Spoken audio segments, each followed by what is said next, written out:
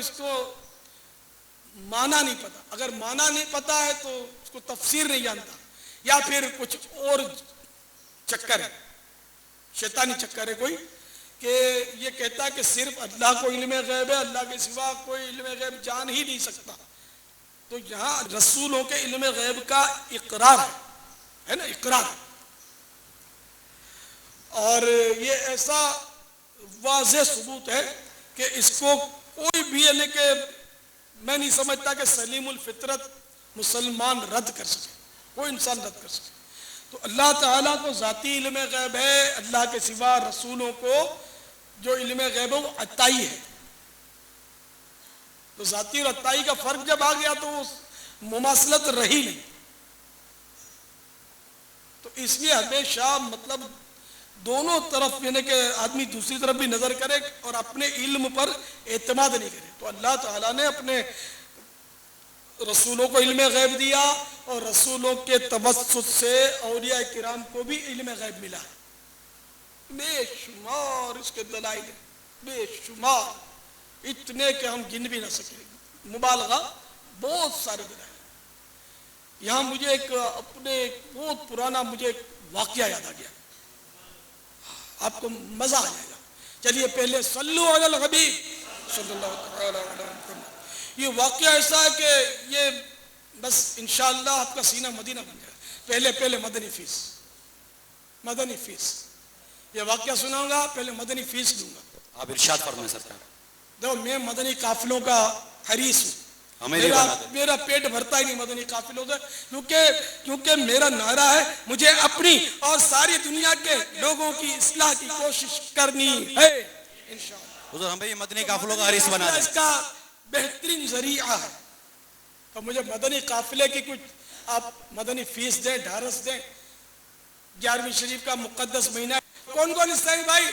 میں پھر واقعہ سناؤں گا، اگر آپ کا ایمان تازہ نہ ہو جائے تو پھر آپ پہلے قافلے کا ارادہ واپس کر لینا. پاپا آپ کو دیکھ کر ہی تازہ ہے. کون کون حصہ ہے بھائی صبح ہاتھ مدنی قافلے میں سفر کرے گا؟ فیضان مدینہ والوں کو پاپا دیکھ رہے ہیں. کون سبحان اللہ. 3 دن کے مدنی قافلے میں اور ہاتھ اٹھائیں. ماشاءاللہ ماشاءاللہ ماشاءاللہ ماشاءاللہ. جلدی میں واقعہ سنانے لگا ہوں. صلو علی الحبیب صلی اللہ تعالی علی محمد. فیضان مدینہ میں تو بابا بہت سے اسلام پہ ہاتھ اٹھا دیے. فیضان مدینہ والوں کو تو اپنے سنا دیتے، ہاتھ بہت اٹھا لیے، دوسروں کی لائن کاٹ دو. نہیں بابا سب کو سنا دیں انشاءاللہ. سب ایسے میسج آئیں گے کہ آپ خوش ہو جائیں گے انشاءاللہ. میرے غوث پاک کے صدقے میں، میرے مرشد غوث پاک کے ایصال ثواب کے لیے کل انشاءاللہ بے شمار مدنی قافلے ہاتھوں ہاتھ ساتھوں ساتھ سفر کریں گے انشاءاللہ عز و جل. تو ہوا یوں کہ یہ دعوت اسلامی کا کام، مدنی کام شروع کرنے سے پہلے کا واقعہ ہے. صلو علی الحبیب صلی اللہ علی محمد. تو ایک اس وقت کا میرا دوست ہوتا تھا دعوت اسلامی کے پہلے، اس نے مجھے ایک خواب سنایا. ایسا ایمان افروز واقعہ ہے. اور اس کا کہنا ہے کہ میں نے الحمدللہ خواب میں سرکار نامدار مدینے کے تاجدار صلی اللہ تعالی علیہ وآلہ وسلم کی زیارت کی.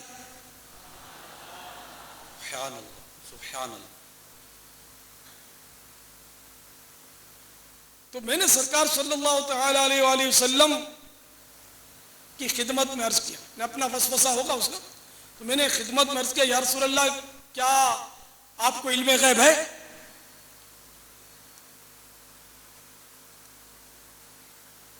تو جانتے ہو سرکار نے کیا فرمایا؟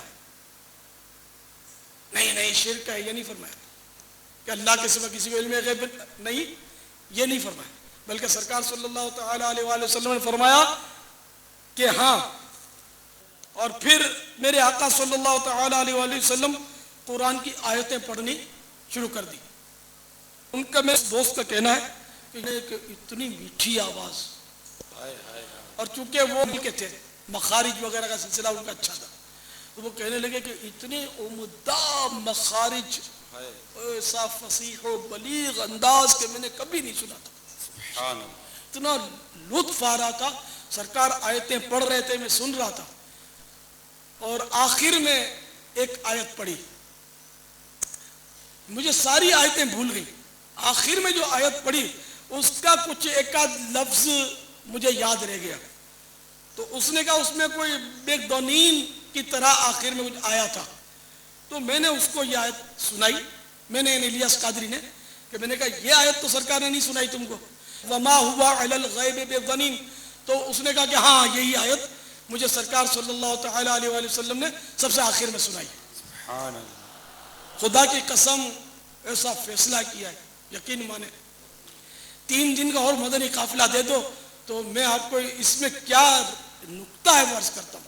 سبحان اللہ. آخر آیت پڑھنے میں کیا نقطہ ہے. اسلامی بھائی ہاتھ اٹھائیں. 3 دن کا مدنی سبحان قافلہ. بابا دیکھیں کتنے سارے اسلامی بھائی. چلو جو صبح سفر نہیں کر سکتے وہ 11ویں شریف کے پورے مہینے میں کسی وقت سفر کر لیتی. سبحان اللہ. سبحان اللہ. بابا دیکھیں کم و بیش سبھی نے ہاتھ اٹھائے بابا, اتنے بڑے اجتماع میں. اور انشاءاللہ دنیا بھر میں سننے والے دیکھنے والے اسلامی بھائیوں نے بھی ہاتھ اٹھا کر قافلے کی نیت فرما لی ہوگی. اور کوئی غیب کیا تم سے نہاں ہو بھلا, اور کوئی غیب کیا تم سے نہاں ہو بھلا, اور کوئی غیب کیا تم سے نہاں ہو بھلا, اور کوئی غیب کیا تم سے نہاں ہو بھلا. جب نہ خدا ہی چھپا تم پہ کروڑوں درود, جب نہ خدا ہی چھپا تم پہ کروڑوں درود. تو میرے پیارے پیارے میٹھے میٹھے اسلامی بھائیوں, یہ آیت کریمہ جو آخر میں میرے آقا صلی اللہ تعالی علیہ وآلہ وسلم نے تلاوت کی, وہ وما ہوا علی الغیب بضنین, یہ سورۃ التکویر کی آیت نمبر 12 ہے, اور اس کا ترجمہ کنز ایمان ہے, اور یہ نبی غیب بتانے میں بخیل نہیں. سبحان اللہ. اس کے تحت مفسر شہیر مفتی احمد یار خان علیہ رحمت الرحمن فرماتے ہیں اس سے 2 مسئلے معلوم ہوئے. ایک یہ کہ نبی کریم صلی اللہ تعالی علیہ وآلہ وسلم کو علم غیب دیا گیا. دوسرا یہ کہ حضور صلی اللہ تعالی علیہ وآلہ وسلم نے اس میں سے بہت کچھ بتا دیا. ظاہر ہے کہ بخیل نہ ہونا, سخی ہونا اسی کی صفت ہو سکتی ہے جس کے پاس چیز ہو اور وہ لوگوں کو دیتا رہے. تو بہرحال میرے آقا صلی اللہ علیہ وسلم نے علم غیب کا اعتراف بھی کیا, اور اعتراف کے ساتھ ساتھ آخر میں یہ آیت بتا کر گویا یہ بھی اظہار فرما دیا کہ الحمدللہ میں بخیل نہیں ہوں, مجھے علم غیب ہے, اور تمہیں میں نے آیتیں بھی سنائی, اور آخر میں اس آیت سے بھی وضاحت کر دی کہ میں بخیل نہیں ہوں, غیب پر بخیل نہیں ہوں. تو بخیل وہی ہوتا ہے کہ جس کے پاس ہو اور نہ دے. تو میرے آقا کے پاس تھا جبھی تو عطا فرماتے تھے. تو علماء کرام فرماتے ہیں کہ جو مطلقاً علم غیب کا انکار کرے کہ اللہ تعالیٰ کے دیے سے بھی کسی کو علم غیب نہیں ہے اور ایک ذرے کا بھی نہیں, تو وہ تو اسلام سے ہی خارج ہے. جو قرآن کی بہت ساری آیتوں کا وہ منکر ہے. اللہ تعالیٰ نے علم غیب دیا, ہاں خود بخود کسی کو بھی نہیں ہے, اللہ کے دیے سے. اور کوئی بھی مسلمان یہ نہیں کہتا ہے خود بخود ہے, اللہ کے دیے ہی سے تو ہے. صلو علی الحبیب صلی اللہ تعالی علی محمد. اچھا, اسی طرح ایک اور آیت کریمہ سنیے, پارہ 26 سورہ محمد آیت نمبر 11. یہ علم غیب سے متعلق نہیں, ایک آیت کریمہ وہی جو سوال چلا تھا اس کے ضمن میں. ذَلِكَ بِأَنَّ اللَّهَ مَوْلَى الَّذِينَ آمَنُوا. ترجمہ ہے کنز ایمان, یہ اس لیے کہ مسلمانوں کا مولا اللہ ہے.